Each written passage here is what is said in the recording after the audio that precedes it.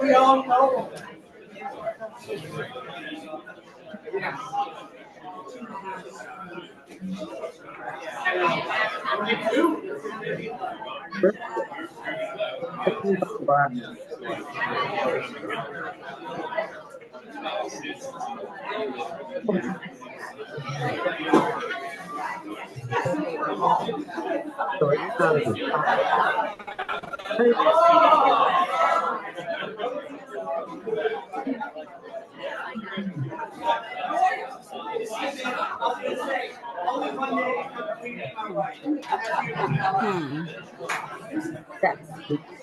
Break them up like this.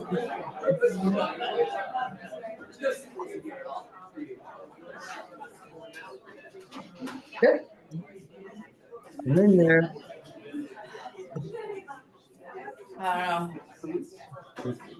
Okay.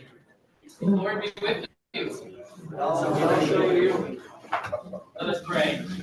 God, we thank you for this parish, this family that has for so many years, over 100 years of families, of new birth, of saying goodbye, of new beginnings, and endings that we hold in the truth of your resurrection.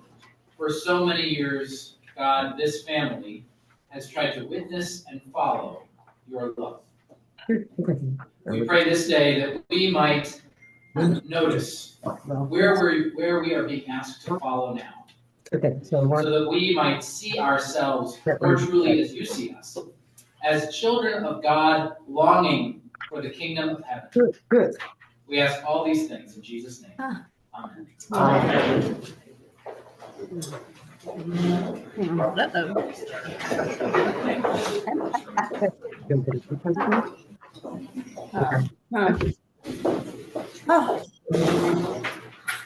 Good morning. Thank you for being here. And hello to everyone who might be participating virtually. I'd like to announce that it's now the beginning of the 123rd annual meeting of this parish. It begins right now. So thank you all for being here, and thank you for coming even in the cold and snowy day.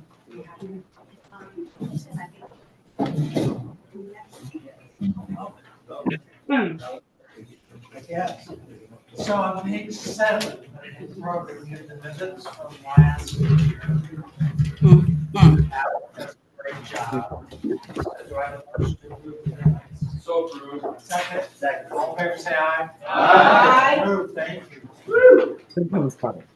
Alex is on our way for most of January, and so we're reporting this so that Alec can then have minutes for next year.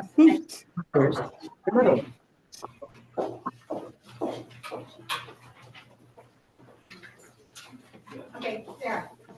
I guess you all have a pen for, but I think everybody has. This is Sarah Moore. Seeing it, and I'm literally wearing a hoodie right now. Like I might have to wear it outside. First, I just want to say I'm incredibly honored to be here.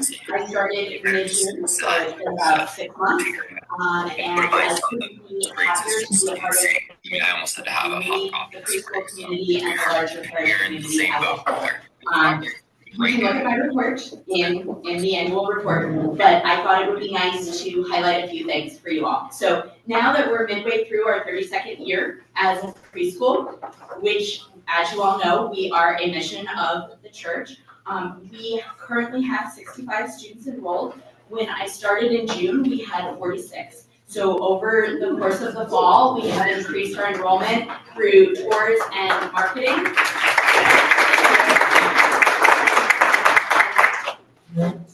When when I started, I felt it was very important to get our amazing program more visible in this community that I have lived in for 13 and a half years, and have not seen a sign for the preschool out in front. So I put out some of our yard signs, and I also got us on Google as a business, connected to the church, but searchable by words connected to early childhood education. We also show up on Google Maps if you're moving to the area and you zoom in. We pop up as a school, and I think this has made a difference. Our enrollment, so I opened enrollment for the 26-27 year the first week of January. We're up to 50 students enrolled for next year, and a number of those are coming either from the city or from out of state and know that they're moving here and have found us. So one of the things I'm doing is I continue to look at how we can make ourselves and our amazing preschool more visible in the community. Is all of those families, when they get their enrollment packet in August to fill out all of those medical forms and stuff for their kids, they're also going to be asked how they heard about us, so that I can keep track of the things that are really working. If you happen to drive on Green Bay, you also would notice that I had a banner made that has gone out already twice. The Kenilworth Park District is more than happy to put it up for us throughout the year whenever they have space. So we put it up at the start of the school year, we put it up now at the start of our enrollment. It'll stay up for about a month. It'll come down, and then I'll put it back up again in April, May, when young families are thinking about preschool again for their 1 and 2 year olds and hadn't been thinking about it in the winter when it was cold. I wanted to highlight a couple of other things that I've done since I started here. If you look at the picture in my report, I worked very closely with the Wilmette Public Library. We already had them coming here for story time, but new this year, which also helps make us visible in the community, we have a piece of art that every student in our preschool displayed on their bulletin board in their children's department for the whole month of January. Not only is this great for us as a school, it's great for our students to be able to go into the library and show the work that they're doing to their families, to their friends, and see it on display in a place other than their school.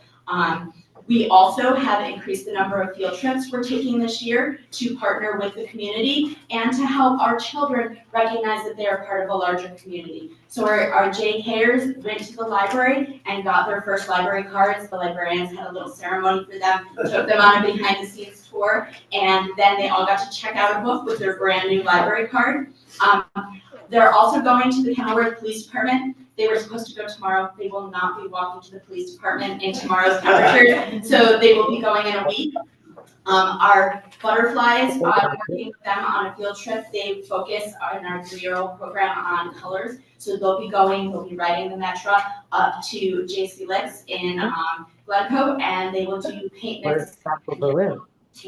Paint to bring home. I also have brought a field trips into the school. It's hard for our twos to get very far, but Fox Conservation Fund, a nonprofit around animal conservation and preserving habitat, and they have a zoo of their own of animals from South America and Africa, and they brought their animals here for all the children to engage with, learn about, and actually get to pet. So that was a wonderful thing that we did the second week of January. Also, to help expand our programs to meet the needs of families while staying true to what is developmentally appropriate for children and remaining play-based. I've created a partnership with the Kenilworth Park District so that we have more flexible pickup time opportunities. Our students stay for their school day. It's country, isn't it? Extended play with us, but now starting next week, they also have the opportunity, if they're 3 or 4, to stay for an additional class. In the winter, we're offering yoga and art. They're run by contractors through the park district that we choose together to, based on the family's interest, and to ensure that this program is appropriate to early childhood, but to provide more opportunities for our kids to engage in meaningful play-based activities in our space. These programs are open only to our students. It's a partnership with us and the park district. So there'll be small classes where they get a lot of attention and get to learn some new skills and work on new things. Finally, I just want to say that I think what I've been hearing from families as I tour, and I've toured well over 30 families since I started here. One of the things that really stands out to them, in addition to our amazing faculty and our incredible spaces, is the fact that we very intentionally have a religious curriculum through Godly Play. And I've been ensuring that that is a piece that we also remain true to and highlight. And I really appreciate that our youth minister has been a great connection this year in terms of not just implementing the program, but sending home communication to the families children are learning in that space. And that's something that I think is helping bridge us to the church as well as a preschool and ensuring that we're true to our mission. It's opening the door so that we can connect to more outreach programming and offering opportunities in the parish community for young families to connect with the church, especially if they're looking for a home for their religious beliefs as well. So I'm happy to answer any questions that you have. There are a lot more things I can say, but I also don't want to take too much time. What country is that? Bulgaria. Yes. What's the optimal capacity for a to be a So our license right now, our capacity with our current license is we can go up to 109 students. And my goal ultimately for the fall is to Italy. Yeah, why? How could you tell it, Sam? We've seen that. Yeah. You'll walk that one right over there. Madeline is the Italy country. And the second Freeze Butterflies class as well, so I'll be hiring new faculty as well. So that the gap in starting. How about Athens? 3 years for Sarah.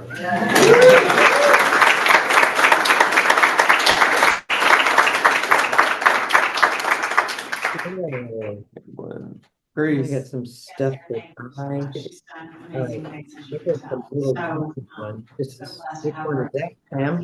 tell me what it is. Our fearless leader. What is it? So what's that one? What does that one say? What does that say? Budapest. Budapest is Hungary. So Bucharest is Romania. Those are sneaky ones. Oh, so what's that? We have candidates that we have nominated for the best. Come on. Abby Luskowski has been nominated. Are there any nominations on the floor? What one's that? All in favor? What is it about? Carrie Phillips has been nominated. Are there any Gave out nominations? is like either Yugoslavia or All in Bosnia, favor? Slovenia, Croatia. Rita Wallace has been nominated. Are there any nominations?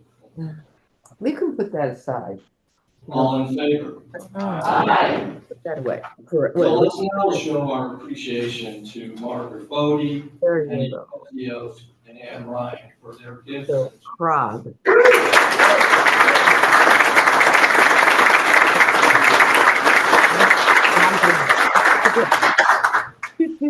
That is Croatia, Sam. Croatia is. As Holy Comforter continues to strive, following our mission statement, transforming ourselves and the world through love. This year's Got it, buddy. You got it. is a All right. natural reflection of our mission statement. This level of generosity comes in many forms and is manifested in numerous ways. We are fortunate to have a vestry that's given generously with their insight, talent, and experience to guide the church and into its longstanding tradition of support those in need through our various internal ministries, as well as providing financial support for the Chicago Diocese and our outreach partners. That burn. You know what that Several of the vestry members, led by Pastor Eve, are also on the Generosity Capital Campaign Committee. This committee includes 3 former senior wardens and members with financial and wealth management Now you've experience. got some of these little Co-chairman of the tiny committee ones is to learn. Senior Ward Pam Arnold, Okay. and the building and grounds vestry member Okay. Tom Probably. With Tom's professional career being in commercial real estate management, his knowledge and perspective of the industry was invaluable as he initiated Sarajevo could probably go to Bosnia. with Alara Engineering to address the current and future needs of our physical space. This comprehensive study Now, became a this one. blueprint to help guide the community through an analytical and systematic process where issues were addressed, strategies discussed, and informed decisions. Okay, now what's that one? They will continue to ensure that this process gives us the best opportunity to meet our short-term and long-term financial expectations for this campaign. The level of spiritual generosity is among all of us. So what is that? So many have given so much Sidonia? to our church greeters who are warm and welcoming. No, let's look at the, To those in the choir, on the altar field, the flowers, the garden, Lupajana. who make the sounds and Slovenia. sights of the church in Columbarium beautiful. Okay, now we have, what's this To the one? lay Eucharistic ministers and the lay Eucharistic visitors. Rane is where? To those attending church Yep. or at home. To those involved in the Shawl ministry, Where? Stephen ministry, bread and wine ministry, Buddy, Yeah. church that's school, cool. all things bright and They're beautiful, all, youth group, bereavement, ladle of love, men's Bible study, okay. men's group, women's group, CHCW, St. Peter's. and the volunteers of Kamali and A Just Harvest.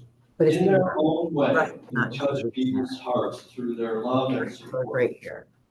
And those individuals who prepare breakfast for the Thursday morning What I'm gonna do here, I'm gonna give you, coordinate wedding and funerals. I'm We just gonna, clean the church linens and repair the church linens and thus Atlanta. clean the kitchen towels. Take it. Your spiritual generosity is of great value and greatly appreciated. Again, we are truly fortunate. Topeka. Kansas. On a personal note, I want to recognize two former church staff members. Extend my deepest appreciation to Julia Parkman, Director of ATB&B, and Megan Gentle, Youth Art Ministry, for their thoughtful and caring support and their nurturing and compassionate devotion to our youngest members of our preschool and church community. Their spiritual generosity was a gift and a blessing to all of us. Their contributions were immeasurable. And finally, I recently listened to a sermon that spoke about the feelings of hope and how it was distinctively different than the desire to wish. It is from this sermon that led me to explore further how the words wish and hope are interpreted and defined. Wish is defined as a reference to desire for something unlikely. Charleston. Hope is defined as an optimistic state of mind that is based on the expectations of positive outcome with respect to events and circumstances in one's life All right, we got a bunch. or the world at large. It is a realistic desire for something. Brenton Characteristics of hope are one, it requires eternal and perspective. Two, it's based on God's promises. Annapolis. Three, it's built on faith. And four, it's activates. And what else? With this in mind, it is my hope that Holy Comforter continues to be the light to those experiencing moments of darkness, and that they know that they are loved and not alone. Columbia. As a body of faith, we continue to be striving to meet our mission statements through the abundance of our spiritual generosity by untapping the use of our Red toilet paper there. talent and financial resources to help fulfill the needs of this parish and the greater community. Juno. It is an expectation we have worked faithfully to fulfill, and it is my hope that we continue to do so California. and for years to come.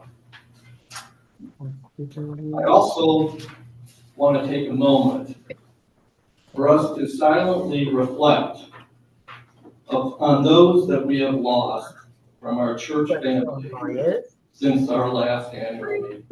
Springfield. To prayerfully remember Mary Bradford, Greg Byron, Heidi Collins, Sid Condon, Baton Rouge.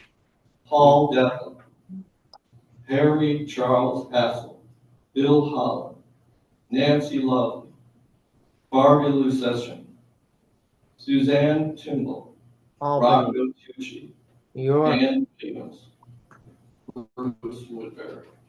Why do Their they have spiritual a bit of generosity was bound. music coming on? They, thank you. Just.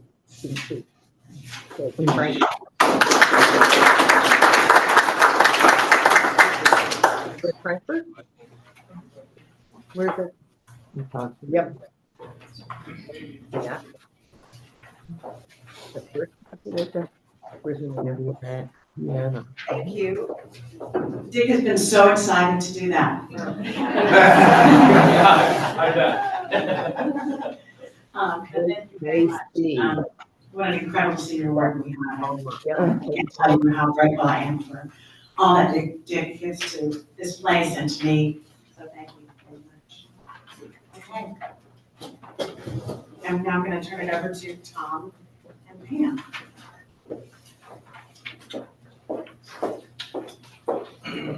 Hopefully this goes a little better than the leopard. There's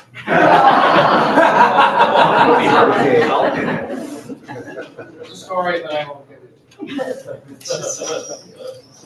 So, Dick, thank you. I was getting a little nervous because Dick started reading my report. Fortunately, he stopped.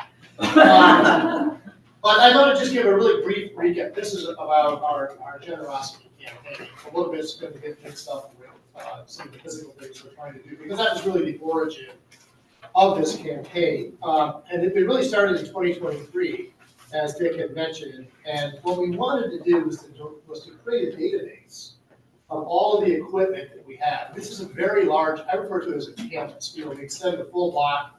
We have the basement, we have 2 stories above, we have the rectory. There's an incredible amount of equipment, HVAC equipment, pumps, chillers, fans, you name it, that run this place that we show up to. And we, human nature, we show up and they just can all be there and working.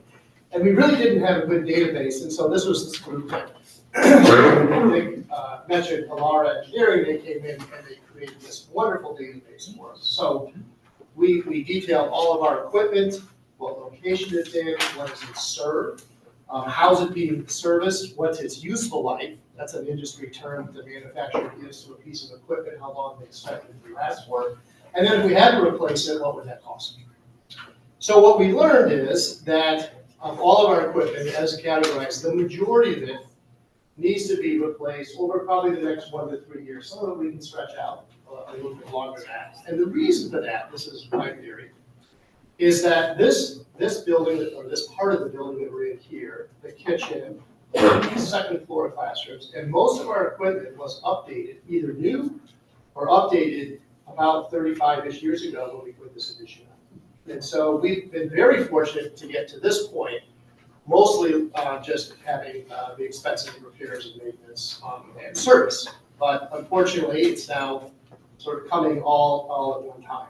And the cost of that is probably in the neighborhood of $1.2 to $1.3 million. And that range is really based on, you can replace in kind, you can replace a little bit better, and you can replace a lot better. So we have some decisions to make as to what the value proposition, what kind of energy savings, et cetera. So the next thing we thought is, well, we don't want to just come forward and do one piece. And we thought, what else should we be thinking about? And that's what got us going on our roofs. So in 2024, we did a full assessment. We brought another firm in, this time a structural engineering firm that had a subspecialty in roofing. And we have basically 2 systems of roofs here. We have slate roofs, pretty obvious. You see it here in Column, you see it driving by. But we also have 7 flat roofs. So the largest one is above us right here. How many we had. So we did an assessment of that. The good news that came out of that was we didn't have to replace the slate roofs. That was really good news. But we did have some very significant repairs. We had lost slate. We had lost some of it had already gone down to the insulation, and in some areas, the structure of the frame of the roof was exposed. So we were able to do all those repairs last year for about $40,000, which sounds like a lot of money, but I thought we got a great value for the amount of work that was done. And we determined, as it relates to the flat roofs, they're basically sponges. So they really need to be fully replaced. And so we decided last year, in 2024, we would tackle the slate roofs, and this year we tackled the flat roofs. We then started thinking, okay, well, we're on a roll. What other things should we be thinking about? Things like the bell tower. I don't know if you spent a lot of time staring at the bell tower recently, but it's really indeed, this is a very significant tuck pointing, as well as the louvers on there need to be scraped and painted. Our kitchen equipment here, our elevator controls are, we can't get parts to them anymore. So there's some other key things that if we are able to raise the capital, we'd like to address as well. With that, we'll be plan going forward to what we want to do there. So then we started thinking, well, how are we going to pay for this? And we said, well, we can raise our pledges, or ask people to raise our pledges. We can borrow from the endowment, or we can run a capital campaign. And that's where we really landed. We didn't want to dilute our endowment, and everybody is already, I think, giving generously on the annual pledge campaign. So what do? You form a campaign committee. So we have Pam Martin, who's co-chairing this with me, John Smart, Rick Voigt, Lydia Marty, F.J. Phillips, Charlie Wise, Coleman Green, and our rectors. And so we started to talk to other parishes on the North Shore, parishes in the diocese, parishes outside the diocese. We talked to the diocese.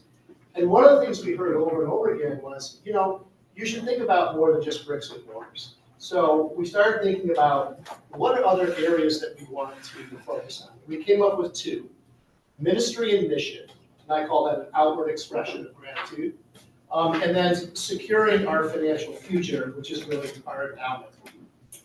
And so after a lot of prayer and reflection, I would say that initially we thought, we could do this. We've all done a preschool campaign or a college campaign. And so initially we were all excited we were going to do it ourselves. And then we really started thinking about this and thought, maybe that's not such a great idea. So again, we went out and we talked to a number of other parishes. Some had done it successfully on their own.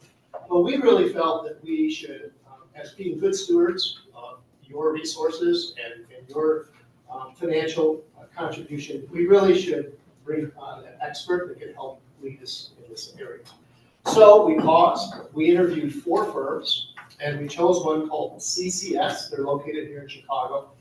And we chose them because of their reputation, their track record, and they do other forms of fundraising besides. They have a specialty in parishes, but they do other forms of fundraising, and we really felt that those other skills could be brought to what we were doing. And so we started working with CCS last year, about the beginning parts of the year, and they did 2 main things. One, they did what we call a feasibility analysis. So they run something called, you might know this, actually, Monte Carlo. They try to explain it to me. And chillers, Monte Carlo. And so anyway, they gave us a range, and where we landed was they felt pretty confident that we could raise $3 million in this campaign. And so roughly speaking, $2 million of that would go to, I'm just going to call it physical plant, bricks and mortars, and another $500,000 to ministry mission and $500,000 to endowment. So those are our goals. Those will adjust based on needs and based on how successful we are in the campaign. So we've broken this down into 3 pillars, or we call them caring for our sacred space, capital, expanding ministry and advancing mission, and number 3, securing a strong and faithful future.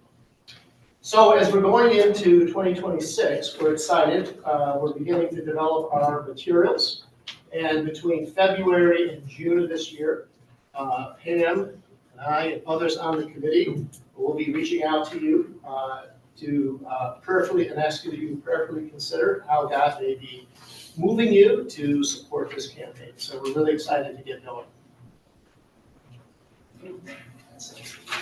Thanks.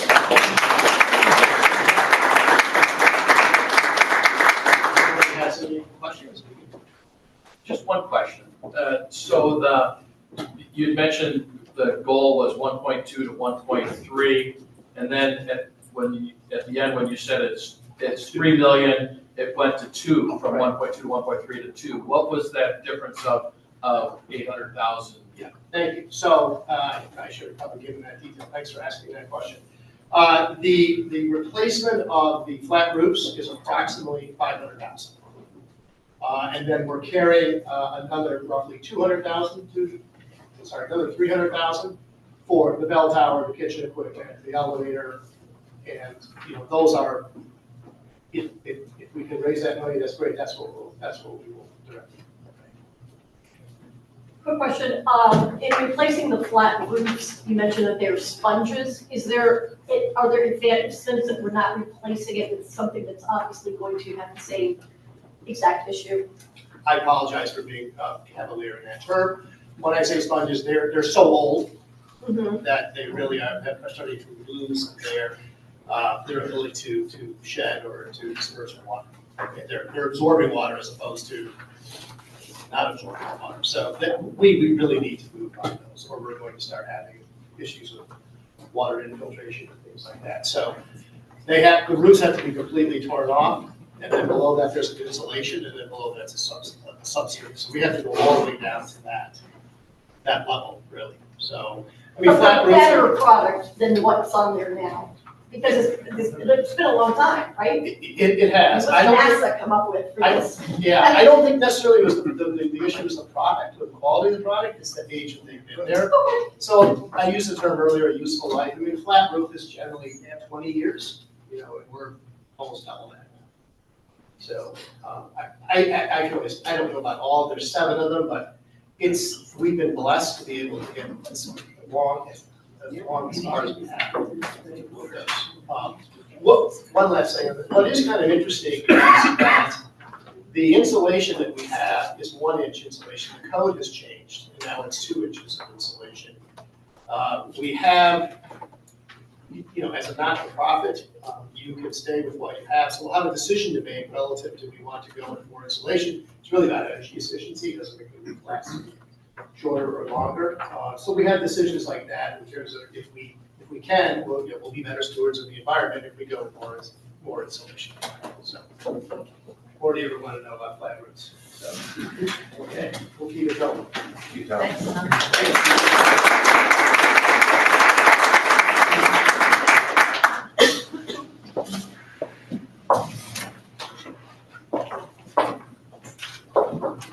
I'm going to be speaking about our goals to expand our mission and advance our ministry. But before I do that, I want to speak to the buildings and grounds and the part of our capital campaign that may potentially raise our temperature while we're worshiping to about 50 degrees. So, no pressure, Tom, but that's on the list. Okay. So I'm speaking on behalf of the committee that's been working hard, that's looking very much into what we do, how we expand, and what the opportunities are for us to both expand our mission and advance our ministry. We have a strong looking committee, which includes Pete and Will. We also have Alex Relias. We have FJ Phillips, and we have Charlie Wise and so forth. So thank you all for the work of our whole committee, and we've been tapping into others as we can get more thought partners and an understanding of really what our community is saying, what we mean by what we can do next. I think it's important that we think about that we are a community, that we are here now, but we stand on the shoulders of many generations that have gone before us, that have done the work that we are doing right now, that had done some capital campaigns, but really come up with their own vision about what we can do externally and what we can do, what they've done internally to our, as ministers to our community. So it's kind of our turn now. And it's exciting what we can do. We also live in a different time. Every generation is different. So what we're focused on, what our needs are right now, but really we think out really what the opportunities for capital campaign is to go further into our process, 5 years, 10 years, and imagining what we can need, do, and want. And that's part of this process right now. We're still in a gathering age or phase. So we would like to, we did hear from, we're listening, and we come to some understanding about where we want to shine a spotlight. And we have taken the results of our survey, as well as done a number of interviews. We've been working hard with our consulting team. What we're finding is there's two main areas that might be, and likely will be, priorities for us as we do the work on the expanded ministry and advancing mission. So one of the first ones that is obvious, but is important, it came back to us as important, is one related to outreach. And we do a lot, we have a history of doing a lot, but we're currently in our past years, and scope and community, in terms of ability to give dollars externally and work with our partners, it's been around $50,000 within our budget. And it came back to us, and it's been a strong belief, and this was even prior to the capital campaign, that we can do more, and we want to do more. And we have some opportunities with our campaign to do more impact grants, maybe add partners, but importantly, be able to sustain what we do, and if we increase it, that we can increase it and keep it. It's not just a 1 year increase in market. So the other piece that's become clear, and this has to do with a focus, and again, this precedes our campaign. Like Tom was saying, a lot of what we're doing is things that we wanted to do, and we're just taking advantage of now's the time. And the next piece of our focus, or at least what we're considering, is to focus on our youth and youth ministry. And again, we have a strong people. We have the gift of offering what we can to both starting in our very early childhood education, through the work that Sarah's doing, and the investment that we might make there to do what we're doing, increasing our numbers and opportunities and programming, and what's needed to really grow that program under Sarah's leadership. And then we started, once those kids can move into our chapel, and then they can move into our middle school, into our high school. All of that are areas that we're hearing from families that they deeply want, deeply need, and we do it, but we want to do more. We want to become vibrant. One of our visions will be to become not only church of choice, but the youth education choice for people in our community. And we believe that we already have the raw materials to do that. We've been doing it. How do we reinvest in that? And how do we get our kids to, we bring them, but they want to be here, and create some excitement and energy and vitality around that which is for our future.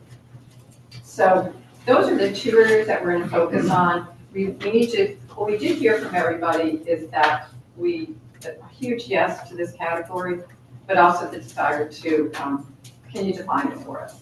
And what does that really mean? And what will that really look like? So the work of our committee is to tease that out, and to do, at this phase of the work, is to get more, really, peel off layers and just really get, define what the opportunities are for this portion of our campaign. So we see ourselves as being a beacon, and again, all of those pieces, anything we can do to not only enrich what we're doing currently with our families, but anything we can do to bring in, encourage our ATVs and B families to move into our church community with their, as these young families, and whatever we can do to bring in new families, and it's only in our best interest for short-term, long-term, it adds to our whole community. It's really what lets us become the generation ahead of us. That's where we're focused, and we appreciate all of what you've done to help us with that, and we'll be doing a lot more. We'll report back. Thank you. Questions? Any questions? I have a question. What is the form of the report back on this? Okay. Do you have a time frame on that? So we do. The report back, there was an initial report back. There's an executive summary that you all received, I think in November of last year. There's copies of that back in that table.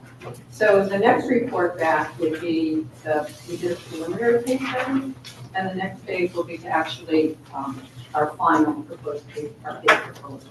So that will be when you'll see in more detail and more elaborated based on. So, and that will be Thank you. John's going to speak to our conductor. Come up next. Are you up next? I'll talk about it. Yeah, thank you.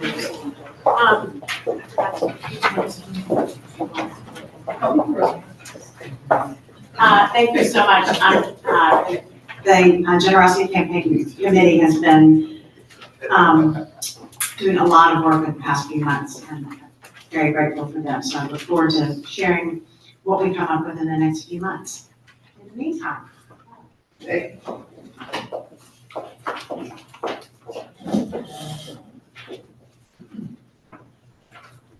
So I woke up this morning, looked out the window, and fully expected this room would be a table with clergy and vestry and a camera. So the fact that you all are here is darn impressive. Well done.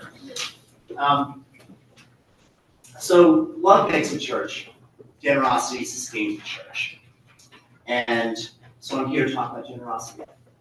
We've already talked about generosity in the form of a capital campaign, which looks to the future and thinks about how do we sustain this church, think about sustaining it for the next 20, 30, 50 years.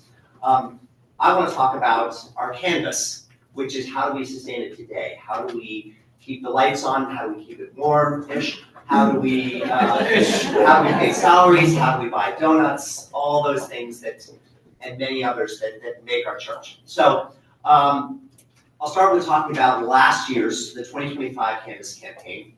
We'd set a goal of $1 million, even million, based on the past years, in terms of our capital campaign, how much we would get from pledges and income.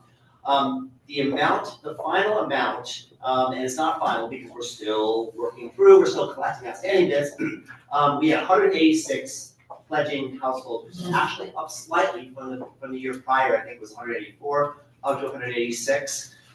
We had about 989,000 pledged.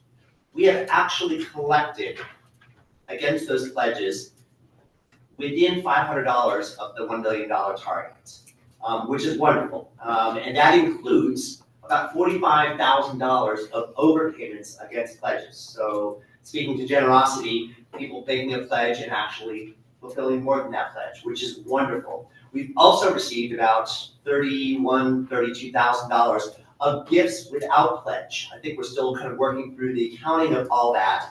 But that also leaves against our pledge amounts about $35,000 of unpaid pledges. So when we collect that outstanding $35,000, that will bring our 2025 campaign up to roughly $1,065,000, which is about 6.5% over our target, which is wonderful. And we should all church going and make sure that John is not up sweating at night about how we're going to pay our bills. So well done against that. And again, if you still have outstanding pledges, now is a great time to fulfill that and just clean up the books from last year, and let's look to 2026 on how we're looking. So based on the success of this past year's campaign, in discussions with John, we have raised our target pledges for the 2026 campaign to $1,025,000, so about a 2.5% increase over this past year. So where do we stand? As of January 8th, when I put together this report and looked, we are actually a little behind in terms of the number of pledging households. As of January 8th in 2025, we were at 124 pledging households. January 8th, 2026, we were at 112. So 112 versus 124, a little bit behind. The good news is that we have received pledge amounts within that 112,000 of about 664,000, which is about 8% in dollar terms ahead of where we were last year. So a little behind in terms of the number of pledging households, a little bit ahead of where we were last year. And we've seen actually those pledges on a year-over-year basis, those that have come in, are higher than they were the year before. So we are seeing that people increase that. If those 79 remaining households, those that pledged in 2025 and have not yet pledged in 2026, just pledged their 2025 amount again this year, that will bring our total pledges this year, with no increase in those households, to $1,015,000. So within 10,000 of our budget. And I certainly hope and let's just say hope, no expectations, hope that everyone who has not yet pledged will see their way to just increasing it a little bit, 2-3% is all we need to hit our budget for the year. So, and trust me, it could not be easier to submit your pledge. Certainly there's the pledge envelopes and filling out the card. You can also go to the website. There's a little button right on the homepage over there that says, click here to make your pledge. You can fill out the form and submit it. You don't even have to get a stamp or go to the post office or do that. Could not be easier. Actually, I take that back. It could be easier. You guys have all seen in the movies when somebody wants to sit down and make a seemingly large job offer to somebody, they write down a number on a piece of paper and they just slide it across the table, right? You can do that. You can write down a seemingly large pledge on a piece of paper and just slide it across the table to me. Whatever works for you guys, just let us know, state your intention. It's great.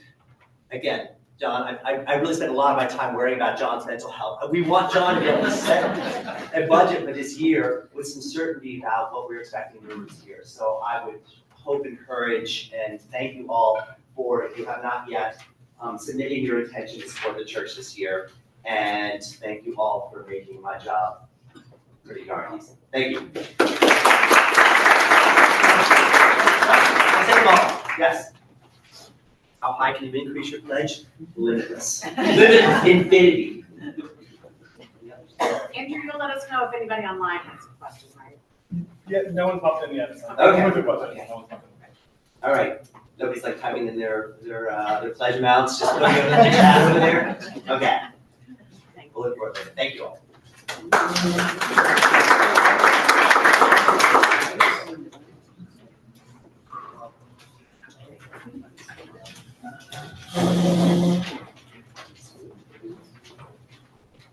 Good morning. And in full disclosure, Charlie wanted a pledge income budget for 2026 of $2 million. Being the conservative treasurer, I had to pull him back. Thankfully, we enjoyed another year of fiscal responsibility. We ended 2025 with a very slight deficit of $30,000 compared to a last year deficit of $110,000 and a surplus in 2023 of $167,000. We ended the year with a cash position of $606,000, a endowment balance of $5.9 million, up 9% from the prior year due to strengthened financial markets. And we are in the early stages of planning for our campaign activity. On our balance sheet, there are two items. There is money in our campaign checking account, and there's also a restricted fund account.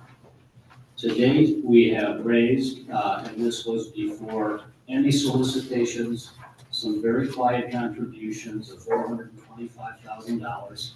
We've drawn down initially $150,000 to support early campaign activity, including our contract with CCS, as well as some of the work that Tom referenced that we needed to get going on with regards to our slate roofs. Total income for this year was $1.725 million. Pledge income was $970,000. And it's important to point out that over the last 5 years, our pledge income has been plus or minus $1 million. So it has remained very, very steady. It's also important to note that in this last year, as well as the prior 2 years, we have enjoyed other contributions, which have been special donations from parishioners or non-parishioners, as well as the beneficiary of state planning income from those that have passed. This last year, that number was $178,000. The prior year, that number was $87,000. ATB&B, you got the full report from Sarah. Great momentum in that ministry. It's important to the church, obviously, and it continues to support and contribute to our overhead. In 2024, just a couple of notes on expenses. Our expenses were a bit higher with our medical benefit costs, our choir costs, and a one-time charge. Building and maintenance tends to fluctuate year to year. It was down in 2025. it was way up in 2024. There's just a timing when things have to get done, and certain expenses were deferred from 23 into 24. Since we did it in 24, it didn't have to happen in 25, and with all the great work we're doing with our campaign on buildings and grounds, we're going to be much more efficient, have new equipment, so I would expect that number to be very comfortably managed in the years to come. In addition, we continue to draw down on our endowment to support operations. We continue to support the diocese at the $145,000 level. And outreach distributions, as mentioned, were $56,000 for the year. As always, we budget a break-even forecast for the subsequent year. We're going to bump up pledge income a little bit. Other contributions are difficult to plan for, so we're kind of backing off what we got last year. Hopefully we'll exceed what we got last year. And always through very steadfast expense management, we're able to continue to focus our resources on growing our ministries in parish family. Special thanks to Heath and all the vestry for very strong financial stewardship.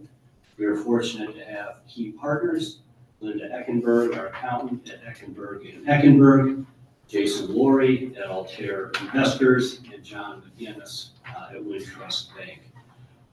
Linda is retiring after this year, and Eckenberg started here, I think it's close to 50 years ago, with her dad Dwight. She's been on the case for at least 25 years, really a beloved partner for all of us. Sorry to see her go. We're going to plan a special recognition later in the year to recognize her great work. We are also in the process of updating our endowment. Some of the work on our financial management guidelines and investment policies was done quite a long time ago, and that sort of dovetails on the endowment side with the work that the Capital Campaign Committee is doing. And really, there's, it's already been mentioned, really 3 simple principles behind it. Is preserving our past legacy. We kind of go around the room here. There it is with past leadership in the church. I thought Dick's comment at the end was very moving about those parishioners we lost. And of note in today's bulletin, Dick Jutras, Bev's beloved husband, a giant in this church when I grew up. His legacy is many other legacies that we want to protect and preserve as we go forward. So that's kind of point number 1. Point number 2, supporting current operations and growth. I think there's a growth mindset in this church. It's going to come alive in the Capital Campaign, and I'm excited. But we have to continue to move forward, and based on my opening comment, there is good, strong financial stewardship here to be able to do it, as well as securing a strong and faithful future. So we have been the beneficiary of very generous parishioners going back, and so our endowment sits at a comfortable level. However, there are a lot of risks, as we all know, around us, and so we need to make sure we've got a good cushion going forward. So before I ask for a motion to approve the treasurer's report,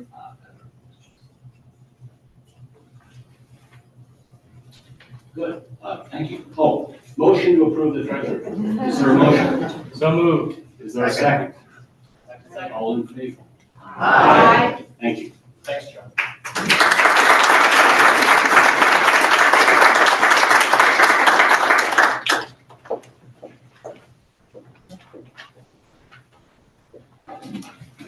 It takes so many of us to show up for each other the way we do.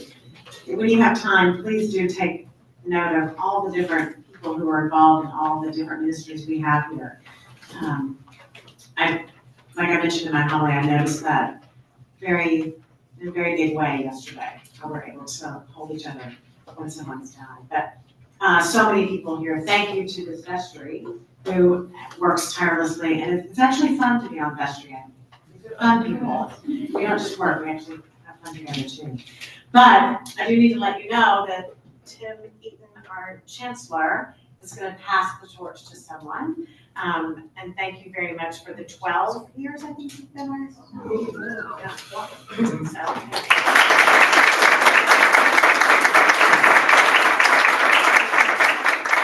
a reminder, the treasurer, the clerk, and the chancellor are all appointed positions. And so who our new chancellor will be, I don't know yet, but once I do, the vestry will then approve that person at their next vestry meeting. So again, so grateful. Any other reports from anybody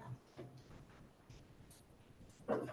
Can I just say, I really appreciated Dick reading the names of those that passed. And one of the names that sticks out to me this year is Rocco Tucci, because Rocco always had such valuable insight at this meeting. And he was not shy to present his thoughtful questions. And so by hearing the names, reflecting on them, and thinking about Rocco, I think we're all in agreement that he'll be missed, like everybody else. Yeah, that was Dick's idea to do that, and our plan next year, we hope, is to have a TV with a slideshow and pictures of those people. Hollywood. Any questions from the floor? Anything that anybody want to take Rocco's place and share some wisdom with the room? From continuous tradition, I should say. Okay. Thank you to Margaret and Anne and Penny for your leadership and your participation in the vestry. We will miss you. Thank you so much.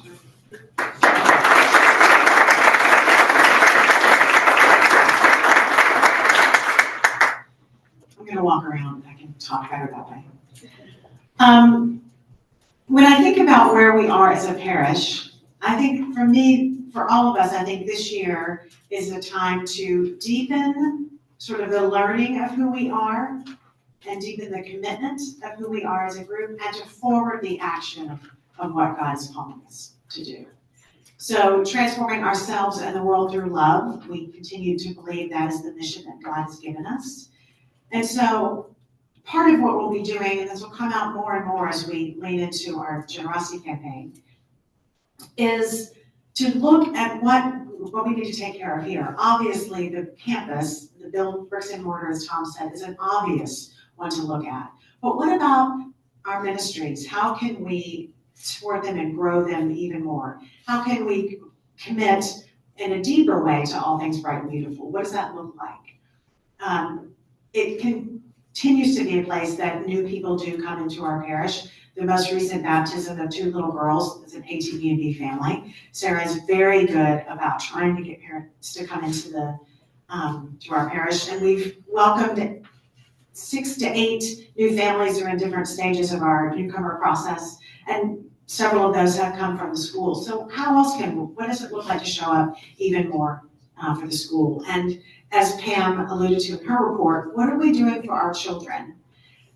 Sunday morning, this is not new, but it continues to be an issue. Sunday morning, church is not the main priority in our lives anymore. There's lots of things that happen on Sunday morning that invite our children to be elsewhere.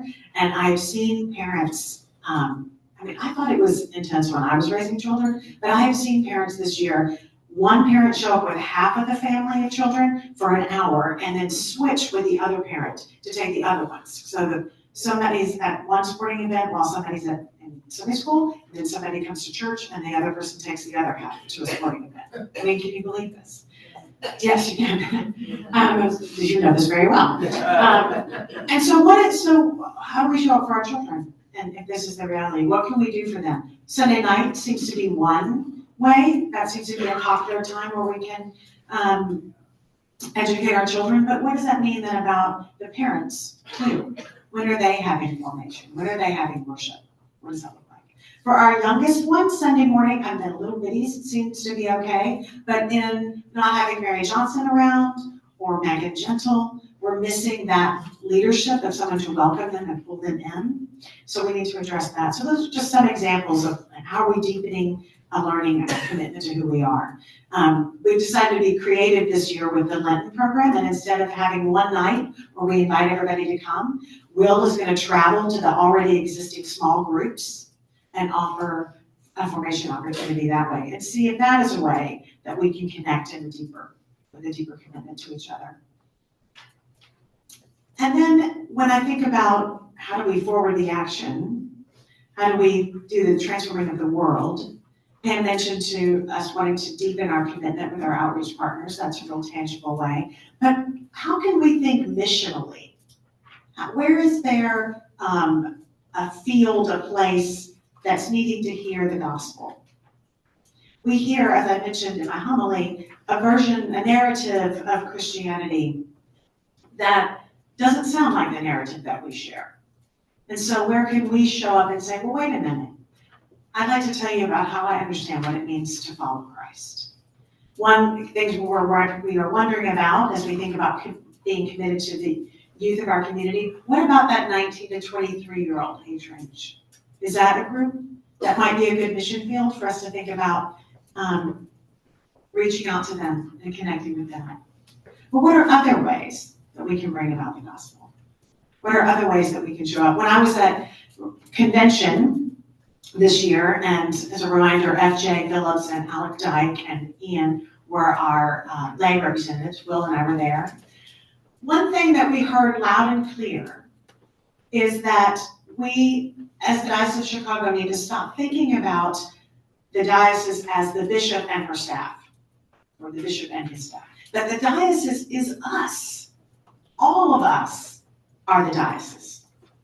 And as the diocese, as you know, it's no secret, there's financial, is struggling financially and looking at some changes in what they're doing with their building.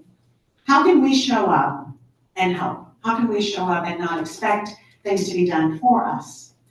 And I think it's easy for us to kind of forget that at Holy Comforter because we're so self-sufficient. But there are some churches that need assistance. And if the bishop and her staff can't provide that by themselves, how can we partner and show up and help? I remind you that we are one of the probably 4 or 5 cardinal parishes in the diocese. And that's a wonderful thing to know about ourselves, but how can then we forward the action of all that God has blessed us with at this time? And one way we've already done that is Will and I came to deanery and said, we have a great youth program. If you don't, but you have children that you'd love to have formation, come. We're going to open it up to the deanery. And so we have, not a huge amount, but we do have a couple of students from St. Mark's and a couple of students from St. Matthew's. And that's one way that we're showing up for the diocese. Do you see what I mean? So what are other ways that we can do that?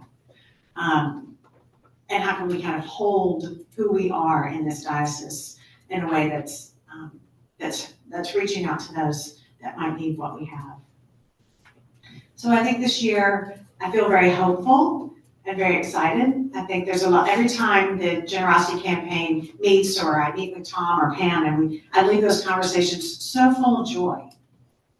The study that our partners from CCS, the feedback they kept giving to us is what a great group of people, what a joyful group of people, what a positive group of people. And I think that's true. So I look forward to this year of deepening our commitment to who we are and growing what we already have and making it even richer and better. And then forwarding the action, taking this love that we know to be a gift from God and bringing that to somewhere else where people are looking for it. Or partnering even deeper with some of our ministry partners who are doing this work in the name of the gospel. And that one, I think, final charge I have for all of us. Because because this place is so unique, and because this love that we have is so deep, I charge all of us in this calendar year to invite at least one person we know to church with us. If we all, and just the people in this room, this isn't even our whole parish, but what if even if all of us in this room did that, just one person, how might we be forwarding the action and deepening the lives, transforming ourselves and the world through through love. The Lord be with you. Let us pray. Let us fall silent in the presence of God, knowing that we are always in God's presence, but becoming more aware of it at this moment.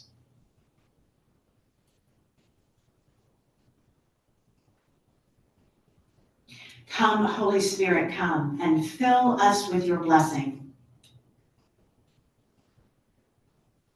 Thank you for forming us, for calling us, for leading us.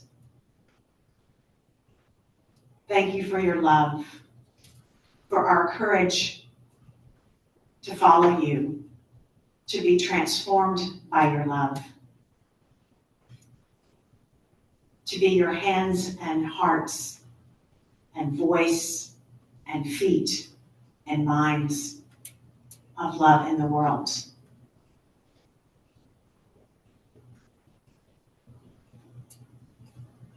We pray all this in Jesus' name. Amen. Amen.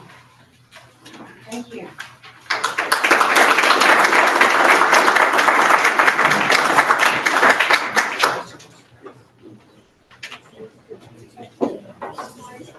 You get adjourned or?